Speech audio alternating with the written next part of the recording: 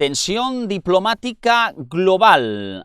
Atención a las palabras de Vladimir Putin porque, según estos medios de comunicación, él se ha enojado por la filtración de los Estados Unidos de América y ha hablado de negociar.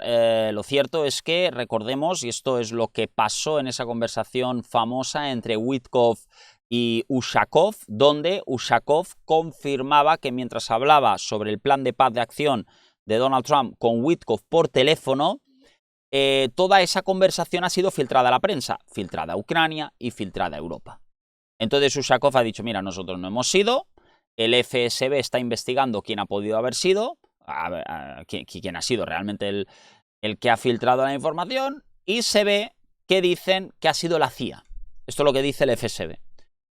Vamos a escuchar las palabras de Vladimir Putin en este comunicado tan extraño, donde asegura que se está investigando toda esta filtración y que todo apunta a que han sido los Estados Unidos de América. Si esto es así, ya colapsarían estas conversaciones. Ya no le interesaría a Rusia hablar con Witkoff más porque sabe que sería un presunto traidor, ¿no? Vamos a escuchar las palabras de Vladimir Putin porque la cosa se complica, amigos, y mucho. Esto es lo que ha pasado en Kirguistán, en Bishkek, este 27-28 de noviembre. Vamos a escuchar las palabras de Putin. Atención. The United States announces sanctions against 2 of our oil companies. What was that about? Honestly, I have to say, to be completely honest, I truly did not even understand what was going on. So to accuse Mr. Witkoff of being too courteous with his Russian colleagues, there's nothing to accuse him of. But we talked, we met. Again, we met in Alaska, and then when our newly emerging relations were in perfect health, suddenly there are sanctions that, of course, destroy our relationship. That's how it really was. So in general, for us, it's still quite unclear and uncertain what kind of signal that actually was. Regarding these leaks, Bueno, tiene todo el sentido, ¿no? Es decir, si tú dices que eres mi amigo y después de repente me pones una serie de sanciones, ¿a qué viene todo esto, no? Bueno, esto no tiene ni pies ni cabeza. Es, soy amigo tuyo, pero no lo soy tanto, ¿no? Vamos a escuchar. Could be fakes, or maybe they really are overheard conversations. Actually, eavesdropping is a criminal offense here, at least in our country. Eavesdropping is not allowed. Then some of them, maybe, as we joke here, you know, they were told to spy, but instead they eavesdrop. They should mind their own business. But you also have to know how to spy properly. Let me explain what I mean. You see, I don't know the details of these wiretaps, the essence of these leaks. Well, you understand, you see, we get up here in the morning and in the evening, right after all the events, I came straight to you.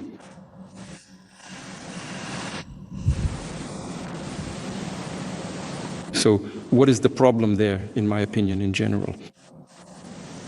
It's not about us. It's about how the struggle between different opinions is unfolding within the collective West and in the United States themselves regarding what is actually happening and what needs to be done to put an end to the war, to stop the fighting. For example, we met with Mr. Witkoff, he was given a corridor, and then I visited Alaska and certain discussions and negotiations were held. Overall, I want to emphasize that in general, I formed the opinion, at least for myself, that we had an understanding of where we stood and what needed to be done to stop these hostilities. Then we parted ways since both my colleague, President Trump, and I said that we needed to return to our respective capitals, to think things over, consult with our respective staffs, ministries and agencies and allies, and after that we agreed to continue further. Lavrov and Blinken met in New York on the sidelines of the General Assembly. They had a general conversation, but there was no conflict between Russia and the United States on these issues. In other words, we remained on the Anchorage platform. And suddenly, the United States announces sanctions against 2 of our oil companies. What was that about? Honestly, I have to say, to be completely honest, I truly did not even understand what was going on. So to accuse Mr. Witkoff of being too courteous with his Russian colleagues. There's nothing to accuse him of. But we talked, we met. Again, we met in Alaska, and then when our newly emerging relations were in perfect health, suddenly there are sanctions that, of course, destroy our relationship. That's how it really was. So in general, for us, it's still quite unclear and uncertain what kind of signal that actually was specifically. That's the very first important point to consider. Second, Mr. Witkoff apparently is going to Moscow on President Trump's orders to negotiate with us.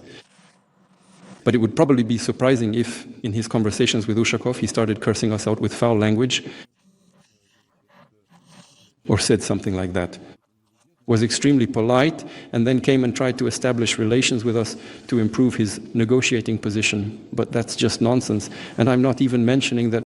Aquí ya Putin dice, ¿no? Iba muy de amigo y tal, pero al final te das cuenta con qué intenciones viene la gente, ¿no? Dices, uy, cuidado, cuidado, porque me estás demostrando todo lo contrario. Yo te estoy abriendo mi corazón, te estoy abriendo las puertas, pero me estoy dando cuenta de que eres un falso, ese amigo peligroso, ¿no? Que te viene y te dice, ¿qué tal? ¿Cómo estás? Bien, oye, me gustaría quedar contigo, te invito, tal, pero realmente te está intentando poner, ¿no?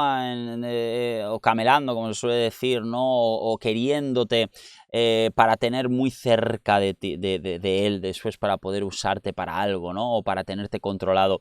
Y esto es lo que se ha dado Putin. Bueno, Putin no es tonto, ¿no? Dice, hombre, es muy raro, ¿no? Que vaya, como se suele decir, ¿no? Cuando tú te viene alguien de repente, ¿no? Y dice, oh, ¿qué tal, amigo? ¿Cómo estás? Sospecha, ¿no? Normalmente la gente no suele hacer eso, ¿no? Mr. Witkoff, apparently porque algo quieren de ti, ¿no? Es lo que dice Putin. An intelligent person should already be creating some conditions for interpersonal communication. That's obvious. And finally, most importantly, I am actually acquainted with Mr. Witkoff. Over the course of several months, his friendship with President Trump has lasted for many, many years, maybe even decades. He is an American citizen, and he defends the position of his president and his country. Yes, we have a dialogue, and it's not an easy one. Yes, we conduct this dialogue without arguments, without spitting at each other like civilized people. But each of us defends our own position.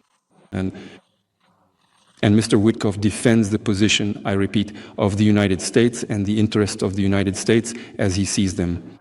And as seen by those people who delegate him to negotiate with Russia, these people are not just President Trump. It seems to me that these are also people from the military, from the diplomatic corps, from the administrative bodies of the United States in the broadest sense of the word.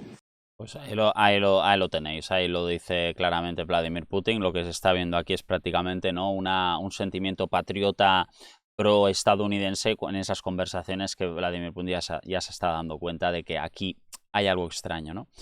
Como siempre, nos veremos en el próximo capítulo, amigos. Un saludo y hasta luego. Chao, chao.